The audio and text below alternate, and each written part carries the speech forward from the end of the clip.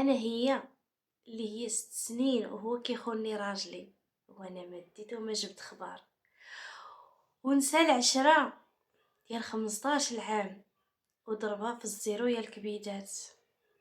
والمشكل هو ولد معاها، وانا ما لقيت ما ندير وما لقيتش شي حل اللي غادي نديرو في هذا المشكل. باش تعرفوا رجاله دير فيهم الثقه، العيالات تبقاوش تثيقوا. حلوا عويناتكم وحلوا وديناتكم، اللي عندها شي راجل تراقبوا، لحقاش في هذا الزمان هذا ما بقاتش الثقه. انا فكرت بزاف وما كنتش باغا نخرج في هذا الفيديو، ولكن قلت ما حد المتتبعات ديالي الاوفياء ضروري خصني نخرج بهذا الفيديو باش نوضح ليهم بزاف ديال الحوايج، وباش نعاود ليهم على حياتي، وباش نعاود ليهم على شنو جرى فيا، شنو هو المشاكل اللي دزت منهم، وبزاف تاع الحوايج. يا بقاو معايا وما تمشيو فين، وبارطاجيو هذا الفيديو مع الاهل ديالكم والاصحاب ديالكم فضلا وليس امرا. وشكرا لكم بزاف على التعاليق ديالكم الزويونين وعلى لي لايك ديالكم. وبقاو معايا باش تعرفوا قصتي من الاول حتى الاخر، وهاد قصتي هادي خليوها لي العبره يا الكبيدات. وبقاو معايا وما تمشيو. السلام عليكم متتبعين والمتتبعات ديالي العزاز، كي دايرين؟ لاباس عليكم؟ كنتمنى من الله تكونوا بخير وعلى خير. وانتم كتشوفوا هذا الفيديو، هذا فيديو جديد ونهار جديد وقصه جديده مع اختكم اميره. كنشكركم جزيل الشكر يا احلى متتبعين ديالي الاوفياء، سواء القدام ولا اللي انضموا عندي جداد. كنقول لكم مرحبا بكم و6000 مرحبا. وكنشكر الناس اللي هما داخل الوطن وخارج الوطن، من طنجة حتى للقويره، الدول العربيه كامله. المهم كاع الناس اللي كيتابعوني وكيتيقوا فيا، كنقول لكم راكم في القلب وربي يحفظكم ليا والله يحق لكم ما كتمنيتو في خاطركم ان شاء الله. المهم غنعاود لكم واحد القصه ديال واحد الاخت اللي صيفطات لي واحد الاوديو في الواتساب. قالت لي يا اميره بغيتك تشاركي شنو داز عليا في حياتي بعد ما كنت لاباس عليا ورجعت فقيره بزاف. لحقاش النيه ديالي والثقه ديالي هي اللي وصلتني لهذا الشيء. ولكن قالت لي راه كاينين شي حوايج كيدوزو في الحياه راه يخليوك ما تحسيش باللي انه الراجل ديالك ربما يكون غدار، يكون منافق، يكون عنده جوج وجوه، لان ما كيخليكش تحسي لو شويه النقص، يعني من زعما من جهته لجهتي. المهم قالت لك انا كنت لاباس عليا والزوج ديالي كان معيشني احسن عيشه، وعندنا وليداتنا وعايشين بخير. قالت لك اي حاجه كنت كنحل عليها فمي كان كيجيبها لي، سواء كانت صعيبه ولا كانت سهله. لحقاش كان الزوج ديالي عنده شركات، عنده سيارات، عنده الديور، المهم كان خانز فلوس. قالت لك الزوج ديالي كان اطيب خلق الله، كيقري وليداتو في مدرسه ديال الفلوس، كان كيتهلا فيهم، كان كيدينا يسارينا، كان ما كيخلي بينا حتى شي بلاد. قالت لك ولكن شاقت الاقدار وجات واحد المصيبه لعبت له على عقله وداتو لينا الله ياخذ فيها الحق والله يخلصها في الدنيا قبل الاخره. قالت لك الزوج ديالي كان الصراحه واحد الانسان داخل سوق راسو، كان واحد الانسان اللي صراحه يعني انا قلت لك انا ما كنتش متوقعه منه هاد الشيء دار ليا. قلت لك كنت زعما كنفكر هاد الشيء ربما يدار لاي وحده، قلت لك ولكن ليا انا بالذات قلت لك ما كنتش متوقعه هاد الشيء منه. قلت لك ولكن كيما كيكون الراجل كيما كيكون، واخا يكون الفقيد الجامع مع احتراماتي ليه، الا بغات تلعب به شي مرا راه غتلعب به. لحقاش بعض العيالات الله يهديهم والله يبعد عليهم هاد القاعده، ملي كيكونوا شي راجل كيشوفوه سعيد مع مرتو مع وليداتو عنده واحد الحياه ديال الرفاهيه، كيبغيو يشتو داك الشمل. بحال الا هما قلة الرجال، ما كاينينش رجال في العالم، ما كاينينش الرجال اللي يقدروا انهم يطمعوا فيهم في الزواج. هما كيخليو الرجال كاملين اللي هما ديال راسهم كيمشيو يدمروا ديك المراه مسكينه اللي عايشه مع وليداتها مع الزوج ديالها مع الاسره ديالها الصغيره، كيحاولوا يدمروها. المهم قالت لك الزوج ديالي عنده شركه كان مخدم معاه بزاف ديال الناس، قالت لك ولكن دوك الناس كلهم الله يعمر ليهم الدار، كلهم ساكن خدامين على وليداتهم ولا خدامين على الاباء ديالهم. قالت لك كل واحد مهم خدام شغلو داخل سوق راسو. قالت لك عمرني زعما ما اداوني ولا اديتهم، وقالت لك ديما مساكن ملي كيتلاقاوني كيحترموني كيقدروني مع بحكم انني مرات ديال الباترون ديالهم. قالت لك زعما ما كنشوف منهم شي حاجه ديال العيب. قالت لك ولكن واحد المره قالت لك جات وحده باش تخدم عنده ميناج، وشوفوا خلى الزين والتباته وخلى العشره وخلى ماين وليداتو وغراتو الخدامه د الميناج. قالت لك ديك الخدامه د الميناج قالت لك جات تخدم الميناج. قالت لك ولكن انا كنت حاسه بلي هذيك ماشي غرضها ميناج، غرضها هو توصل للزوج ديالي. قالت لك خدامه ميناج اليوم وغدا اليوم وغدا اليوم وغدا. قالت لك الزوج ديالي في الاول ما كنت زعما ما كنتش عارفه هاد الشيء كامله. قالت لك واحد الوقيته جا من الخدمه دخل يدوش، قالت لك واش التليفون ديالو كيصوني. قالت لك مني هزيت التليفون باش نشوف شكون، قالت لك لقيت الصوت ديال المراه. قالت لك منين قلت لها شكون نتي وشنو باغي من راجلي بالبروده قالت لي والله حتى ناخذ لك راجلك ونشت لك وليداتك، وإلا زدتي معايا في الهضره والله حتى نشوهك شوفتي بي، لان انتي ما عرفتينيش شكون انا هي فلانه فلانه، وانا هي بنت البلاد الفلاني بلا ما نقول زعما البلاصه. قالت لك وراجلي خرج.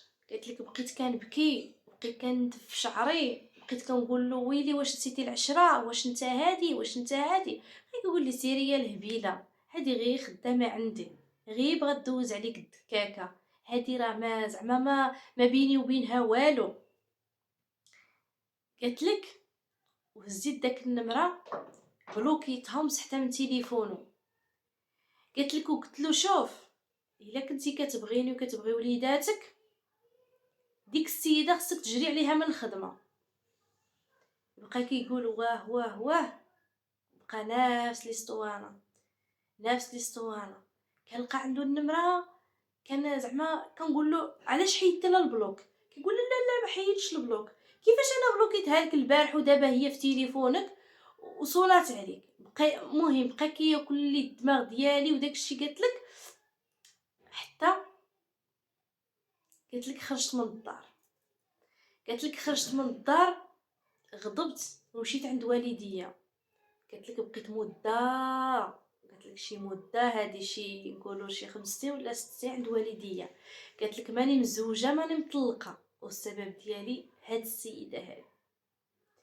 قالت لك مشيت عيط راجلي في المحكمه ودرت عليه النفقه ديال الوليدات. قالت لك رجعت للوالديه، رجعت انا اللي كنت الزوج ديالي كيجيب لي خدامه. قلت لك انا رجعت كنخدم عند الناس باش نخلص الكرا، باش انني نجيب لولادي ما ياكلوا، ولادي ولاو كيقراو في المدرسه ديال الدوله. قالت لك الزوج ديالي بقى كيحرم عليا حتى شي ريال ما كيعطيه لي. قالت لك ما كيكسيش ولادو، ما كيجيب لهمش الحوليد العيد. قالت لك بزاف ديال الامور اللي تبدلوا في حياتي. قالت لك بعد ما كنت لاباس عليا رجعت ما عنديش. قالت لك من بعد طاحت لي في بالي انني ديك السيده غنهضر معاها في التليفون ونخليها صديقه ديالي باش نعرف الزوج ديالي شنو كان كيدير مورايا وكيفاش تعرف عليها وكيفاش وكيفاش وكيفاش. قالت لك هضرت معاها وبقينا اصدقاء وطلبت منها واحد المره نتلاقاو في واحد القهوه، قلت لك تلاقينا. قالت لك وسقسيتها، قلت لها بغيت نسقسيك عاودي ليا كيفاش تعرفتي على الزوج ديالي وهادي وهادي وهادي وهادي. عاد هي عاودت لي قالت لك اودي راه كنت زعما كيفاش تعرفت عليه والزوج ديالك كنت تعرفت عليه قبل ما وفاكرة قبل ما نجي نخدم عنده. لحقاش انا كنت خدامه في واحد القهوه في واحد البلاصه، وكان هو كيجي عندي تما، وكان هو كيجيب لي، وكان هو كيتهلا لي في ولدي. ورغم ذلك قالت لي بلي ولدي كيتهلا فيه. قالت لك انا حسيت، قالت لك ما عنديش زعما شي تاكيد، ولكن انا حسيت بلي داك الولد راه ولد الزوج ديالي. قالت لك ولكن ما عنديش زعما شي تحاليل ولا شي حاجه مؤكده. قالت لك غدا غير احساس حسيت به.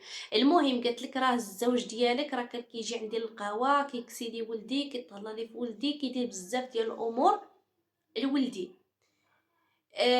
قالت لك وانا بقيت كنسمع ليها. قلت لها وزيدي، قالت لها ودي راه النهار اللي كان الزوج ديالك يعني كتبلوكيني نتي او هو كيخرج للشارع وكيحيد لي البلوك وكيقول لي ما تديش عليها، راه هذيك راها حمقى، هذيك راها حمقى ما تديش عليها. وكيحيد لي البلوك وكنبقاو كنهضروا كيبقى كيجيب لي الغداوات كيتقدى لي كيجيب لي الجميع اللي زعما اللي كيطيح لك في بالك كيجيبوا لي الزوج ديالك حتى للدار عندي. وزعما زعما ما خلاناش مخصوصين من شي حاجه. داكشي قالت لك علاش انا خرجت من ديك البلاصه وفكرت نجي قريبه ليه. قالت لك في ديك الوقيته زعما باش نحاول نجمع له رجلين ونتزوج به. وقعدت قالت لك كنفكر وكنقول ويلي شنو كان كيتلعب عليا وانا ما ديت وما جبت خبار. قالت لك المهم قلت لك بقينا هكا كنهضروا قالت لك النفقه ما كانش كيخلصها. ايوا قالت لك اودي واحد المره حتى تجمعت عليه النفقه وجا الحكم وجا كل شيء. قالت لك هو زعما بحكم انه عنده خدامه وعنده بزاف يعني ما كيبقاش ديما واخا كيمشيو للبوليس يسقسيو عليه تما كيقولوا ما كاينش مسافر ما كاينش فهمتوا. واخا هو كان عنده الروشيش ولكن ما كانش كيتشد لحقاش اللي تشد في شي بلاصه راه عنده الفلوس كيعطيهم وكيدوز. قالت لك واحد المره صونيت عليها قلت لها سيري للخدمه تما وشوفي واش كاين وصوني عليا وغادي نصيفط البوليس تما ومني غيعطيني غنعطيك. فهمتي راكم عارفين الناس ديال هاد الريفيات ديالنا ما كيديروش هكا، ولكن الناس ديال الداخل راه كيقدروا يديروا هكا بعض منهم ما كنعممش. قالت لك صونات عليا وقالت لك ومشيت وجبت ديت معايا البوليس وشدوه وداوه للحبس وعطاني الفلوس اللي كان زعما اللي ديالي وليداتي. قالت لك من بعد ديك السيده بلوكاتني حيت ما عطيتلاش الفلوس حيتاش كان غرضها هي الفلوس. هي انا قالت لك منين فكرت ولصقت شي مع شي. قالت لك ديك السيده ما كان غرضها حتى شي حاجه لا الزواج لا حب لا حتى شي حاجه. كان غرضها هما الفلوس وكان غرضها هي تدمر الاسره. هادشي ما كان في نيتها.